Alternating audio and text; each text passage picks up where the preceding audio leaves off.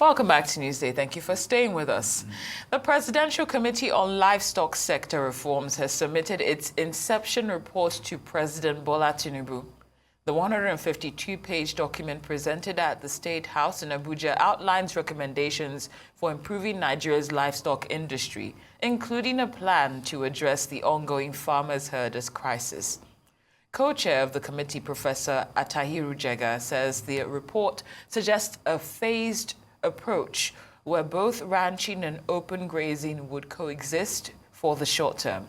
He stressed the need for modernizing the sector, noting its vast investment potential. The committee also prescribed a 10-year plan aimed at transitioning to a more intensive livestock system, along with operational guidelines for the newly formed Ministry of Livestock Development. Arise News analyst Dayo Sobowale joins us now to discuss that report. Good afternoon, Mr. Sobowale. Many thanks for joining us. Good afternoon. It's a pleasure being here as usual. It's great to have you as always. Right. Now, the committee's recommendation for coexistence of ranching and open grazing seems to be a compromise. How realistic do you think is the approach, given the history of conflict between the farmers and pastoralists? You have called it a compromise. I call it appeasement. Okay. Right. And in the interest of peace, let's hope it works. Let's hope it works. Otherwise, the alternative is to have herdsmen killing farmers on their land and stealing their crops. Although the herdsmen too occasionally accuse people of stealing their cattle. Right. But you see, historically, the two professions or way of life, have always worked together. You have farms, you have herders. I don't want to call them Fulani herdsmen now. You have herders. They don't eat crops. And in those days, they were armed with bows and arrows. But now you have them with machine guns and so on. And you see, Nigeria is such a vast area, especially the north, especially the northeast.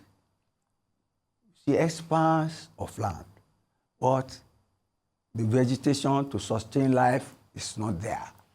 That is the problem. That is the problem. Lack of rain,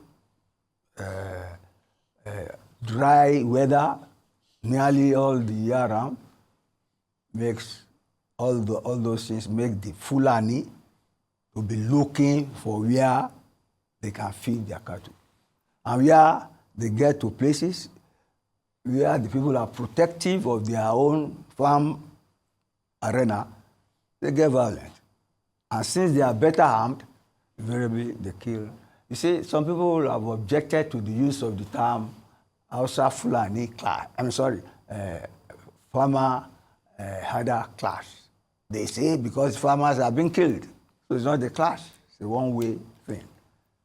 I won't say the government has succumbed, but that's pragmatism. If you have a force against you, you cannot defeat, you have to endure it. And you see, it shows the preponderance of the political power of the Fulani in Nigeria power structure. It has always been there. All the emirs in the north, major towns, they are Fulanis. Their subjects are Hausas. It is there in their history, and it is still very much in modern Nigeria. See, the first premier of the north, Sardauna, himself was a Fulani. He was supposed to have even been the Sultan, but became the premier. And he sent Balewa down here as his prime minister. And they were very much interested in education and finding work for their people. But then they were, like I've always said, they were murdered in 1966 in the war. And ever since, the northern leaders that succeeded them have not really taken education to heart as he did. But then this new gesture which is to even create a Ministry of Livestock Production. It's a step in the right direction. It's accommodating, and it is made in the interest of peace, and it is in the short term. And hopefully, in the interim, while they are taking care of the Fulani, they should always find a way to protect the farms. Because if the farmlands are not productive, we will all starve. True. That's why food insecurity. Let's leave it at that. Okay, thank you so much. I'm glad you so eloquently tied in the cultural and historical nuances of this phenomenon that we're seeing. One of the things that was done yesterday, however, as part of this report, is that they shared a census on the state of livestock in Nigeria. And their census, according to their numbers, says that Nigeria actually has the highest number of livestock in West Africa and the fifth largest number in the whole of Africa. However, when you also break that down, you find that only 1% of that livestock is being produced in a way that's viable for business or that's contributing to economic activities.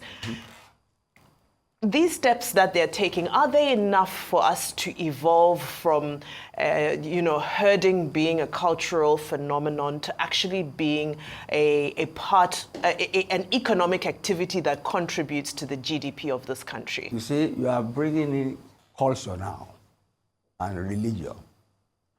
See, the Fulani is a nomad. And the cattle in his possession is the sign of his wealth.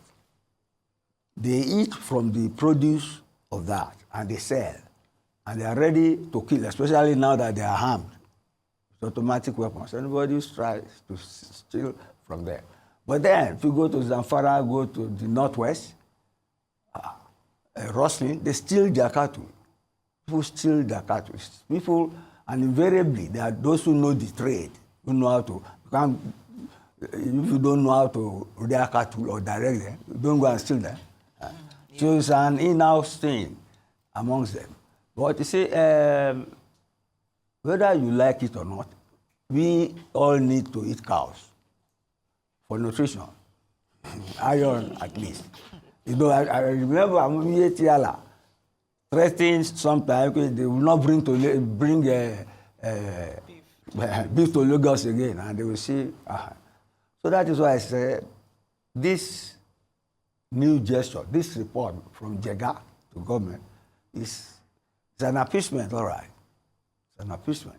But it is respect for the Fulani culture and way of life, and then merging that with a promise to protect farmers so that we all have something to eat at the end.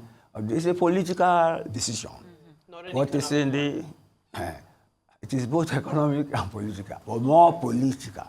Because I tell you, if the Fulanis were not as powerful as they are in the political structure, we won't be having this appeasement. Get me? And I hope we are not going to become like, what is that place now? Rwanda, where the Tutsis who are a minority are governing the Hutus who are a majority. Because at one time the Hutus got mad and literally wiped out the Tutsis. Since that time, that's why Kagame has been there. And I doubt if you can ever hand over to any Hutu. I hope you don't turn into that. Because the Fulani are minority here too. And incidentally, I was reading some cultural thesis on the face structure of the Fulani and the Tutsi. They are tall, gangly. You see how Kagame looks like Buhari? Mr. Sobowale, I believe that's where we end this interview. Yeah, that's stronger.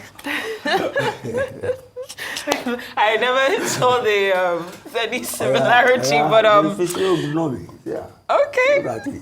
Well, we'd like to thank you for your analysis and a good laugh as always, a rising journalist, Mr. Dayo Sobowale. Thank you so much for joining us here on Newsday. We appreciate you. It's a pleasure.